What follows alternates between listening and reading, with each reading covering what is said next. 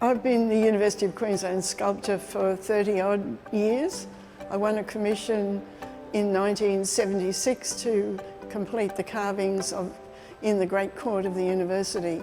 I was interested in making some miniatures of the carvings, of the grotesques in particular. Just part of the process of going to the picture and making the pattern and the replica and moulding and casting the wax.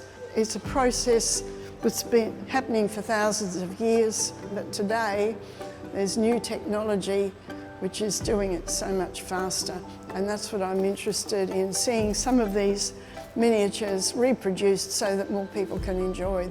So we were really excited when Rhyl made contact with us because it gave us an opportunity to connect some of the old artisan ways and to be able to integrate that now into existing technologies, but also new technologies that are continuing to develop.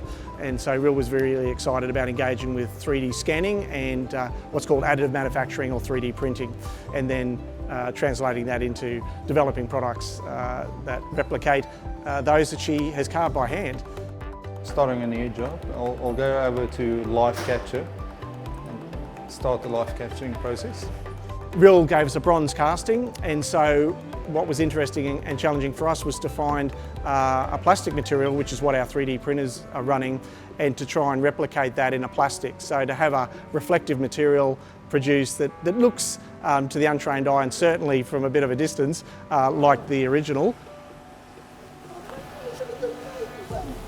It's a little baby one. So we started a test print on the small one, and that's your original. And then we've tried two metallic finishes. Fantastic. So we're using materials that we haven't used before. So much better. So much better. Save the hands. Save the hands? Save the hands for the original. Exactly. You know, I feel that the speed with which this processing can happen could expedite the production of modern artworks to make components that could be assembled in various different ways to create really exciting modern forms. That's exactly the sort of thing that we want to promote to our students and our staff, is to get hands-on, and it doesn't have to be some dirty piece of metal that maybe engineering has in people's mind. It's really about working with all sorts of materials and processes, and getting hands-on is what it's all about.